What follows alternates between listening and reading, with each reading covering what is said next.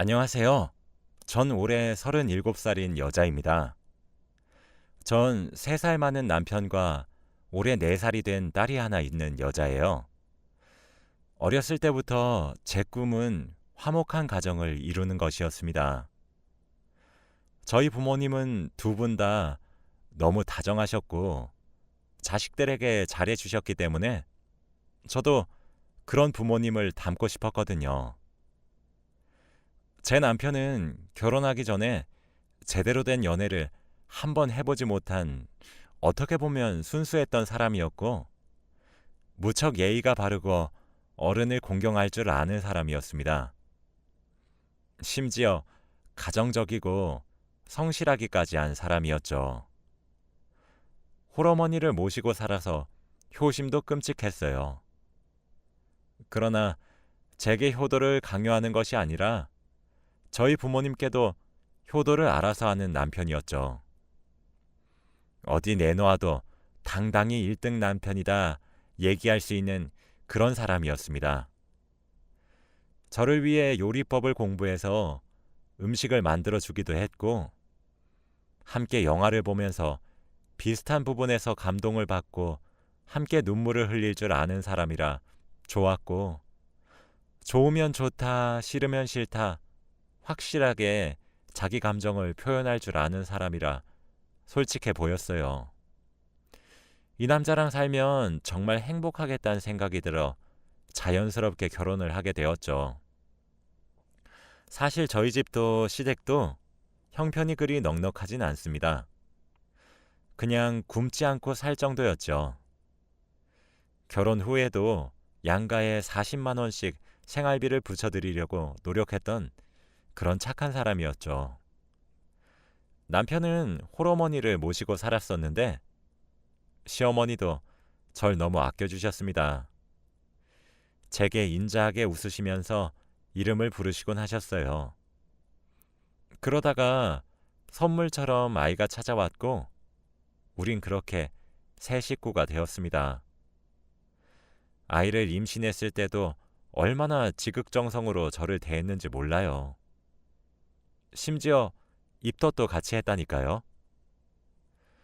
남자가 자신의 아내를 너무 사랑하면 입덧도 옮아서 한다던데 우리 남편이 진짜 그러는 것을 보고 친정도 시댁도 혀를 내두르며 고개를 저을 정도로 애처가다 하셨습니다.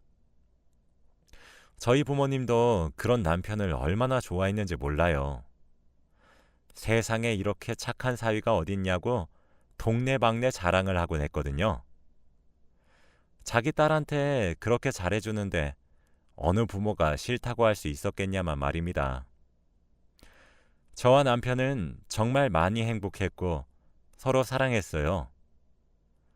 남들과 다를 바 없는 평범한 환경 속에서 서로 투닥거리며 싸우다가도 금세 화해를 했었던 평범하기 그지없는 가족이었고 매일 이렇게 행복해도 되나 싶었습니다. 행복에 배부른 나날들에 감사했고 너무 행복해서 불안할 정도였죠. 저는 남편과 맥주 한 캔씩 하면서 서로 미래를 이야기할 때가 제일 좋았어요. 이야기를 나누는 그 시간이 행복했었던 이유는 반짝반짝 빛나는 두 눈을 가지고 미래를 꿈꾸는 남편의 모습이 정말 멋있었거든요.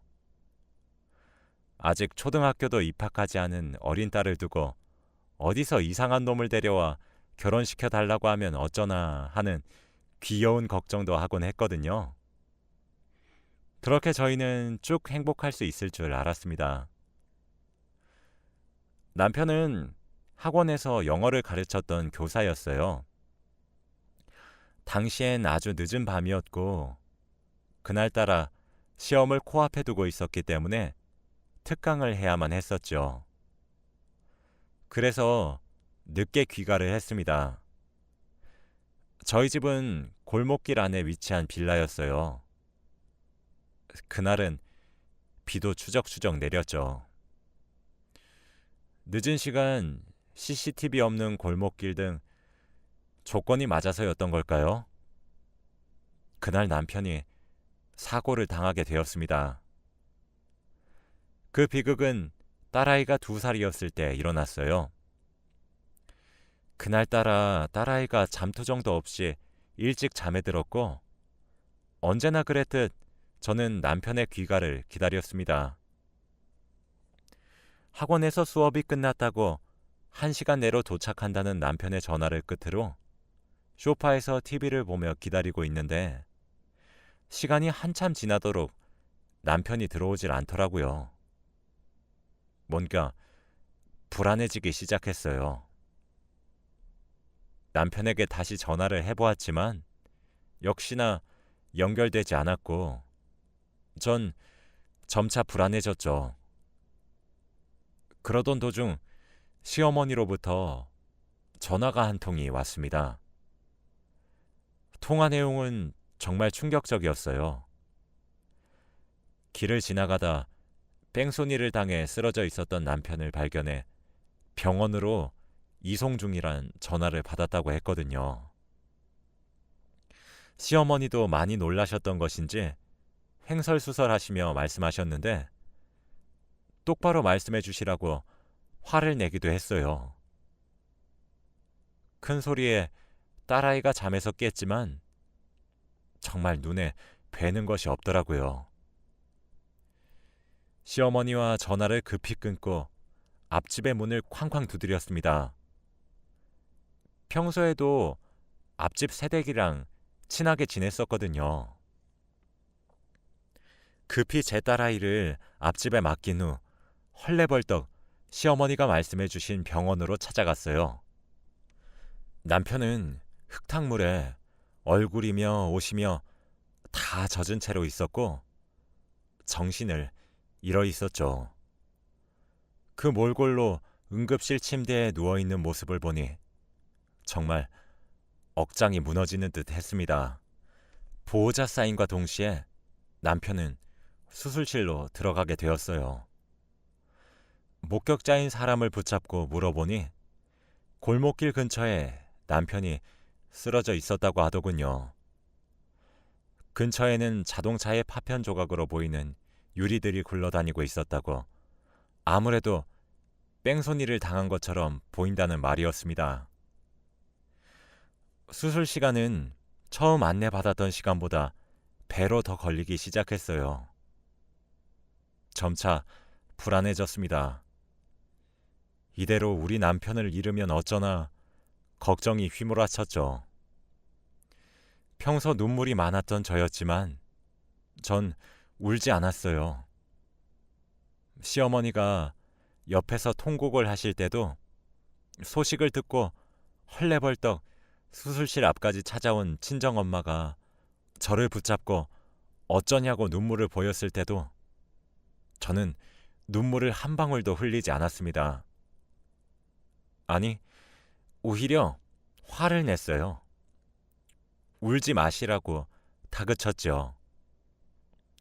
내 남편 괜찮을 거고 벌떡 일어날 수 있는데 왜 이렇게 우시는 거냐고, 부정 타면 어쩔 거냐고 당장 눈물 그치라고 소리를 지르면서 말이에요.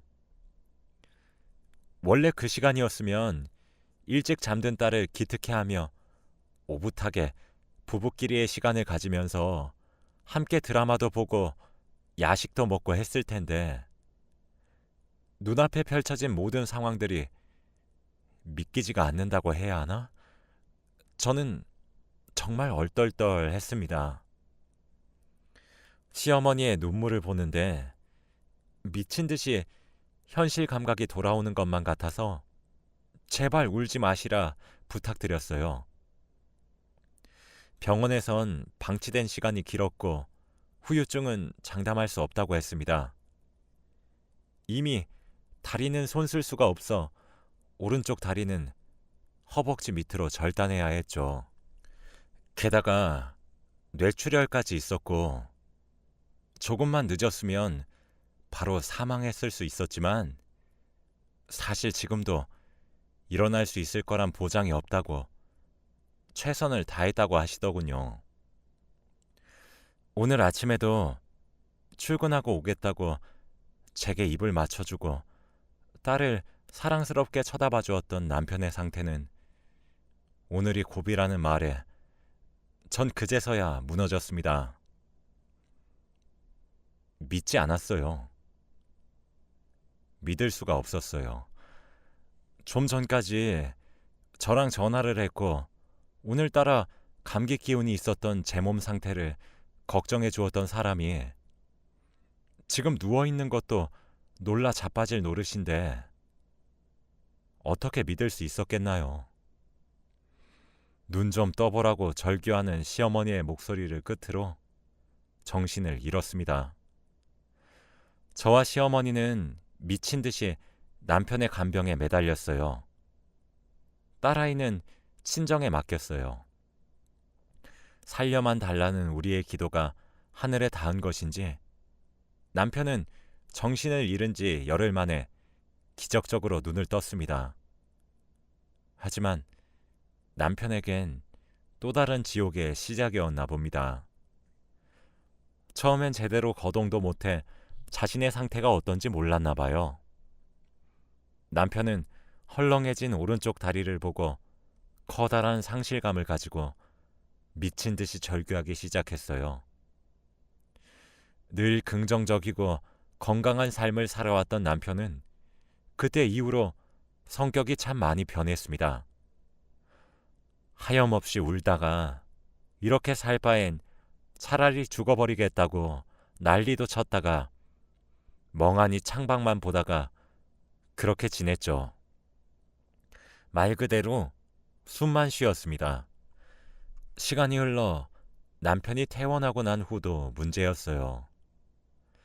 시어머니는 한순간에 장애인으로 전락한 아들이 혼자가 되기라도 할까 겁이 나셨나 봅니다. 그 이후 매일 저희가 살고 있는 집으로 와서 제 손에 물 한 방울 묻히지 말라 신신당부를 하시고는 집안일을 대신 해주셨어요. 청소도 하시고 빨래도 하시고 밥도 차려주시며 모든 일을 해주셨죠. 그렇게 매일을 저희 집에 오셔서 복작거리셨습니다. 그러고 돌아가실 적엔 항상 저를 붙잡고 하나뿐인 아들 옆에 있어주면 안 되냐고 거의 빌다시피 제게 애걸복걸 하셨죠. 남편도 똑같았어요. 매일을 반복되는 질문을 던지더군요. 자기를 사랑하냐고, 헤어지자고 하지 않을 거냐고, 뭐 그런 질문 말이에요. 저희 친정에서는 제 앞길이 창창하다며 이혼하기를 슬며시 요구하기도 했어요. 솔직히 안 힘들다고 하면 그건 정말 새빨간 거짓말입니다. 제가 처한 상황보다 시어머니와 남편의 애원보다 친정과 친구들의 위로보다 더욱 힘들었던 것은 주변 사람들의 시선이었어요. 동정어린 시선들이요. 남들 일에 어찌나 관심이 많은지 제게 괜찮냐고 오히려 물어오는 사람들은 양반일 정도였습니다. 아마 사람들의 시선을 한번 겪어보지 않으셨으면 100% 이해하실 수 없으실 거예요. 동정어린 시선도 지긋지긋하고 제게 위로를 건네는 사람들도 다 위선으로 느껴졌습니다. 시어머니가 매일같이 찾아와 저희 살림을 보살피는 것도 이기적인 모습으로만 보였어요. 남편을 바라보고 있다가도 제 시선이 남편의 헐렁해진 오른 다리를 보면 참 만감이 교차하기도 했고요. 분명히 무언가 있어야 되는 곳에 아무것도 없으니 허전함이 참 많이 느껴졌지요. 여기서 가장 힘들었던 건 뭔지 아세요? 점점 불안과 공포에 질려가는 남편의 모습을 지켜보는 것이었습니다. 매일 제 눈치만 살피는 남편의 모습, 제게 집착하기 시작하는 모습 등 세상이 원망스러울 지경이더라고요. 매사에 밝고 쾌활한 웃음을 흘리며 명랑하게 인생을 살아왔고 집에 오면 밖에서 무슨 일이 있었는지 오늘은 무엇을 먹었는지 조잘조잘 떠들기 바빴던 남편의 모습은 이젠 온데간데 찾을 수 없었어요. 그래도 어떻게 해요? 같이 산 시간보다 앞으로 살아갈 시간이 더 많지만 멀쩡한 몸을 가지고 있는 제가 더 고생할 것을 뻔히 알고는 있지만 그래도 남편이 건강한 몸으로 함께 살았었을 때 제 남편이 절 어떻게 사랑해 줬는데요. 얼마나 듬뿍 사랑해 주었는데 남편을 버릴 수는 없었습니다. 친정에서는 이혼을 권유했는데 그 이유 또한 잘 알아요. 나이도 젊으니까 새로 시작하시기를 바라셨겠죠. 장애인이 된 남편을 평생 동안 돌보면서 함께 산다는 것은 제가 너무 일방적으로 고생하는 길이란 사실을 저희 부모님도 아시니까요. 그래서 세상 욕 자신들이 다 들을 수 있으니 이혼하란 말을 꺼내셨던 것이겠죠. 그런데 그렇게 미친 듯이 절 사랑해준 남편을 제가 어떻게 버릴 수가 있겠나요? 사실 도망치고 싶었던 적도 정말 많았고 욕을 얻어 처먹는 한이 있어도 눈 딱 감고 이혼할까 고민도 했습니다. 이기적이라고 욕을 먹어도 할 말은 없는데 저를 위해서, 딸아이를 위해서 그런 생각을 안 해보지는 않았어요. 왜 하필 내가 이런 일을 당해야 하고 이 꼴을 당해야 하는지 이해가 되지 않았고 하늘이 원망스러웠죠. 하루빨리 이혼해서 빠져나오고 싶다가도 풀이 죽은 남편을 보면 그래, 내가 아니면 이 사람은 어쩌겠나 싶기도 했고요. 음식 쓰레기를 버리는 일도, 야식을 사다 주는 일도, 분리수거와 화장실 청소, 집안 마트에 가는 간단한 심부름까지 모두 원래 남편이 해왔던 일이었어요. 자신이 해왔던 일을 하는 제 모습을 보고 남편은 수도 없이 미안하다고 말을 하더군요. 그리 내뱉는 남편의 모습이 너무 가슴이 아파 남편을 껴안고 엉엉 울었습니다. 그때 결심했어요. 흔들리지 말고 내 남편, 내가 지키자는 결심을 말이에요. 더 이상 절망에 빠져 허우적거리는 남편의 모습을 보는 것도 많이 힘들었고 동정만 받으며 불안과 우울감에 시달리는 인생을 살고 싶지도 않았습니다. 그렇게 결심을 굳히고 친정에 찾아갔어요. 이혼할 생각도 없고 나랑 우리 남편 좀 도와달라고 말이죠. 친정에선 절 뜯어 말렸지만 제가 강행했어요. 엄마 아빠도 김서방이 나를 어떻게 사랑해줬는지 전부 옆에서 보셨잖아요. 우리 없는 살림에도 친정이랑 시댁에 생활비 조금씩 드리자고 했던 사람이야. 내 손에 물 한 방울 안 묻힌 건 아니지만 최대한 덜 묻히려고 노력했던 사람인데 내가 그런 사람을 어떻게 버리고 새 출발을 해요? 그러니까 그냥 나 좀 도와주세요. 하면서 말이죠. 남편도 붙잡아 앉힌 뒤에 말했어요. 여보, 더 이상 나한테 이러지 마. 당신이 이럴수록 더 지쳐. 당신은 항상 어려운 일을 겪게 되면 극복하는 사람이었잖아. 나 당신 안 버려. 당신 두고 나만 도망가거나 떠나지 않을게. 정말 약속할게. 그러니까 우리 이겨내보자. 당신 우리 딸 결혼식에도 휠체어 타고 들어갈 거야? 걸어서 들어가 봐야지. 요새는 의족이란 것도 있어서 괜찮아. 당신 할 수 있어. 기죽지 마. 알았지? 나도 당신을 얼마나 사랑하는데. 그러니까 당신이랑 나 둘 다 할 수 있어. 적어도 우리 딸아이한테 부끄럽지 않은 부모가 되자. 라고 했습니다. 시어머니께도 말씀드렸죠. 어머니, 저희 집에 더 이상 찾아오지 마세요. 어머니가 이러실수록 저희 무너져요. 어머니도 하나뿐인 아들 극복하게 해주셔야죠. 저희가 알아서 할게요. 불안해하지 마세요, 어머님. 우리 남편 버리지 않아요. 죽을 때까지 끼고 살 거니까 너무 슬퍼 마세요. 하면서 어머님의 손을 꼭 잡아드렸습니다. 어머님이 구슬같이 눈물을 퐁퐁 흘리면서 고맙다, 고맙다 하시며 흐느끼셨죠. 그때부터 남편은 재활치료에 진심으로 임하기 시작했어요. 남편은 초반까진 그래도 제게 집착하는 것과 불안함, 이런 부정적인 감정들을 버리지 못했는데 제가 꾸준히 옆에서 지지해주며 응원하니까 부쩍 밝아지기 시작하더라고요.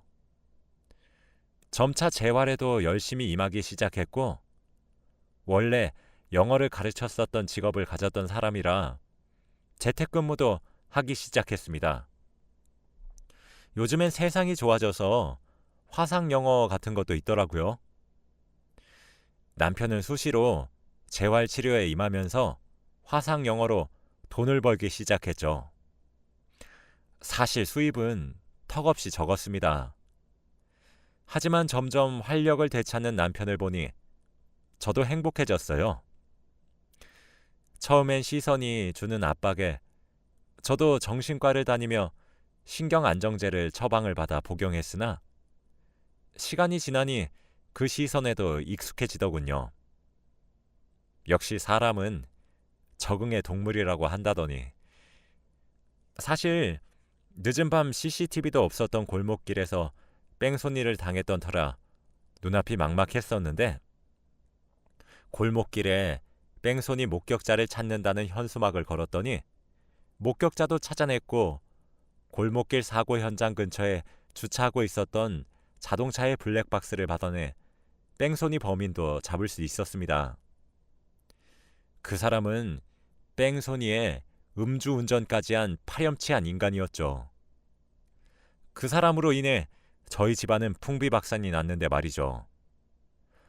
눈물로 범벅된 제 얼굴을 보고는 그저 죄송하단 말밖에 하질 못하더군요. 보험 처리도 받았고 보상금도 받아서 남편의 병원비에 커다란 부담을 느끼진 못했습니다. 오늘은 남편이 꼭 뺑소니 사고를 당한 지 2년째가 되는 날이에요. 이제 남편은 의족도 곧잘 차고 다니고 있고 아는 지인분이 운영하고 계시는 학원에 영어와 국어를 가르치며 일상생활에 거의 완벽하게 복귀하고 있습니다. 며칠 전에는 글쎄 우리 딸아이가 병원에서 데일밴드에 관해 배웠나 보더라고요. 다쳐서 아야하면 병원에 간다, 소독약을 발라준다, 아프면 약을 바른다, 이런 것들을 놀이를 통해서 배웠나 봐요.